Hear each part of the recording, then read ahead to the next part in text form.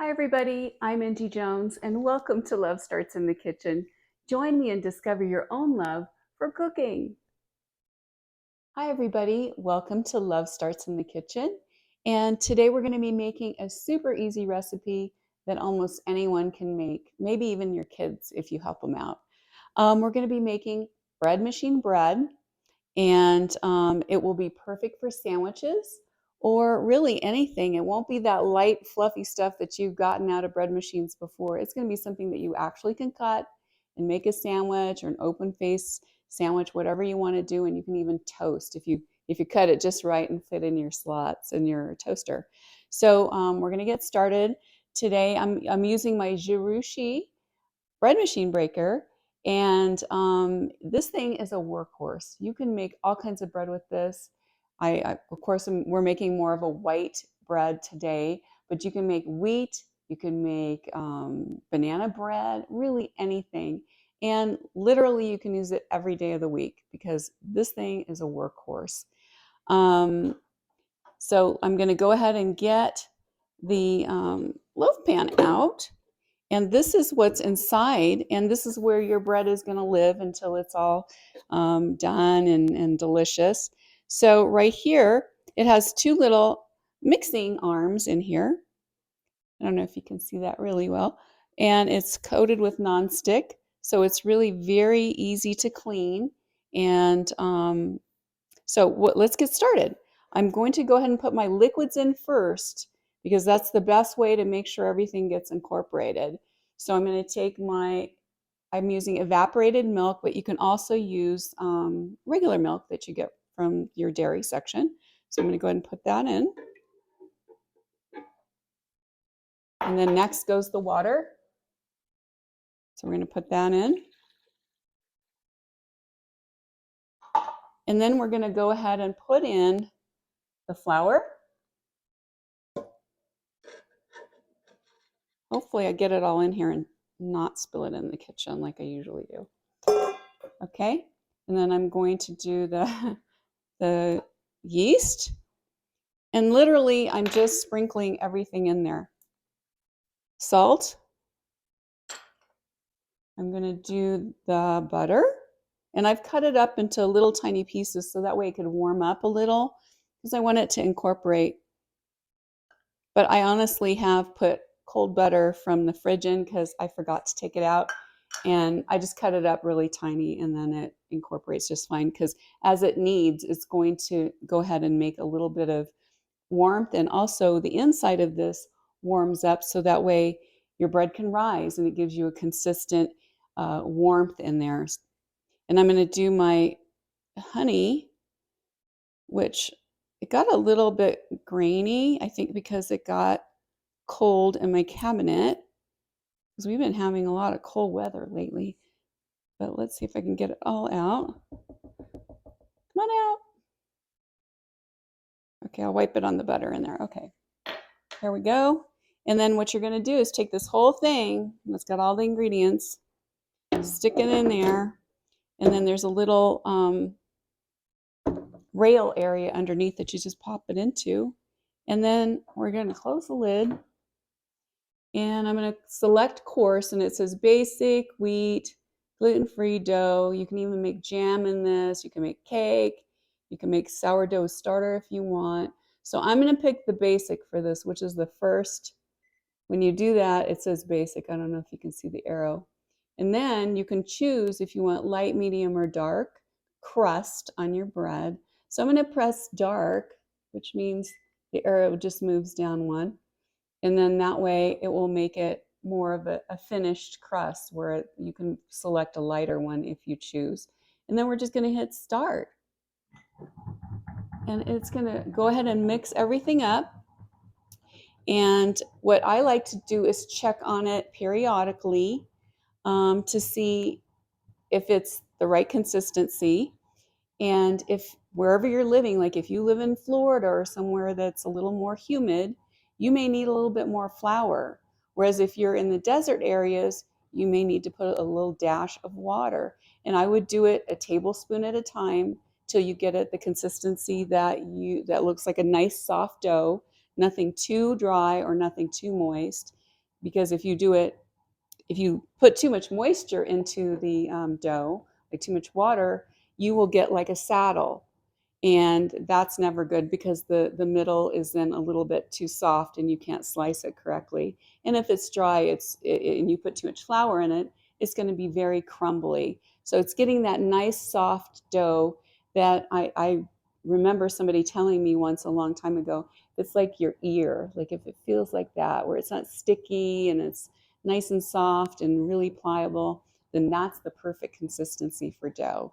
So with this, we're going to let it knead a little bit, and then I'm going to check it and see what the consistency is. Does it need a little water? Does it need a little bit of flour? Because this is like a work in progress. There's no done deal where you're going to dump in everything and just walk away. You need to kind of check on it. Doesn't take a lot of checking, maybe once or twice, literally just putting in extra ingredients if you need it of the flour or the water. You be the judge, but just know that when you open this, it stops. It's like your washing machine. So you got to make sure it's closed. And so we're going to let this do its job. And then I'm going to come back and check and see how my dough is doing.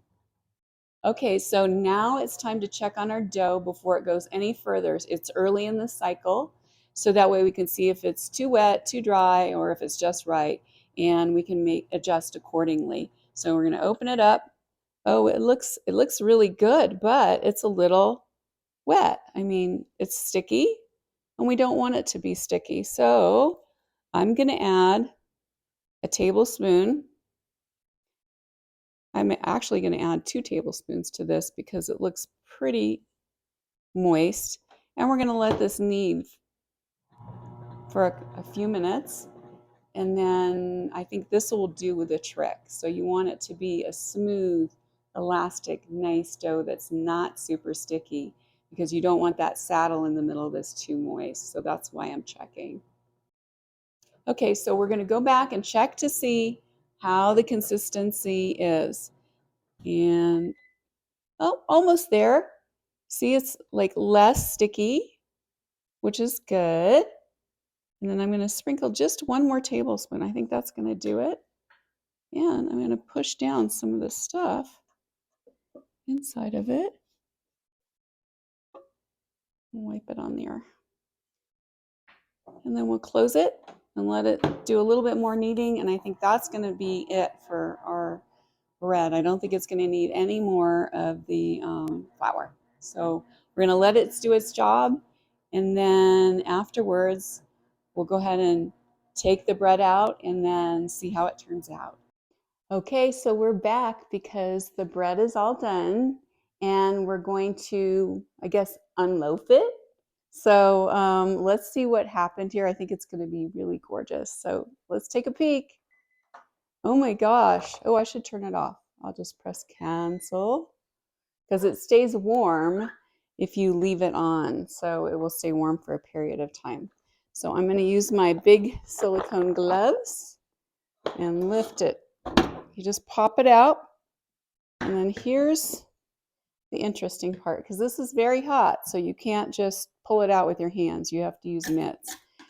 On the bottom, there are these little things that help it to stir the paddles. And so you need to kind of turn those around a little to loosen the paddles on the inside of your bread. So what we're going to do is do this and then flip it over and kind of shake it out. We might need to do this a little bit more. It's a little hard with the big gloves, but hey, come on out.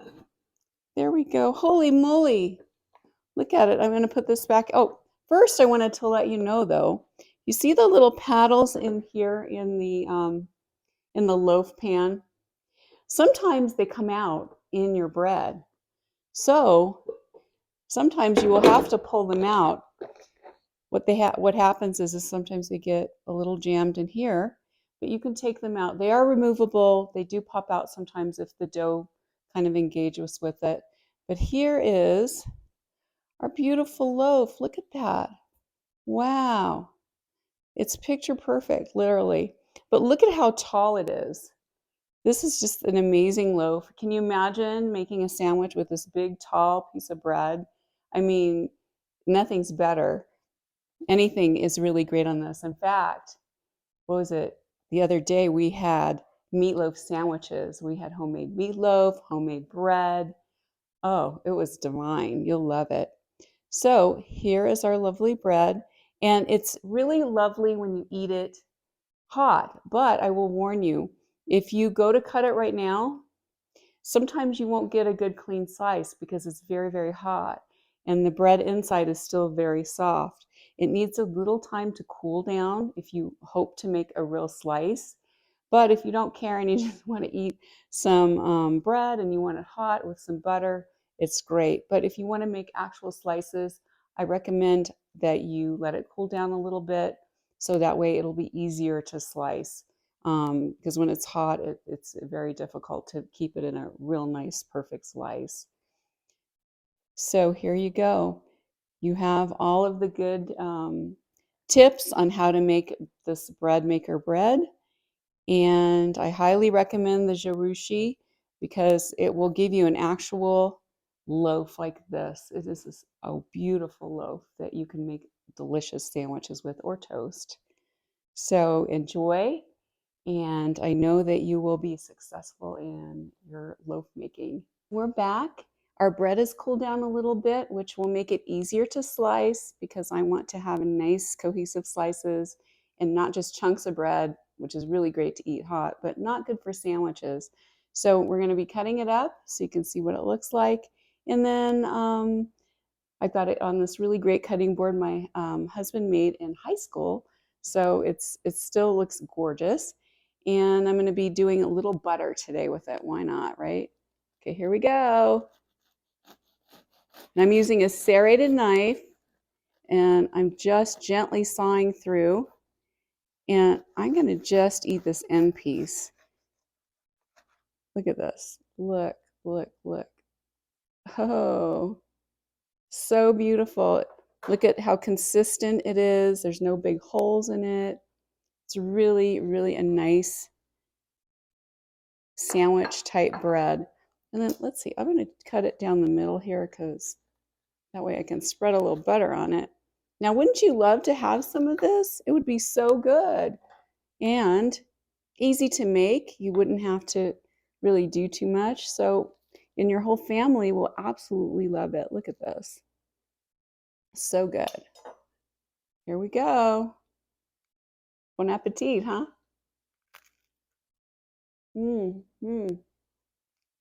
It's scrumptious.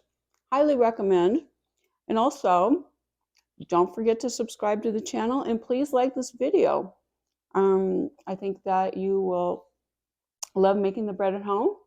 And I appreciate you stopping by today and every good wish. Thanks for joining me today at Love Starts in the Kitchen. If you enjoyed this video, be sure and like it, as well as subscribe and hit the notification bell so you'd never miss an episode. And always remember to keep love in your kitchen.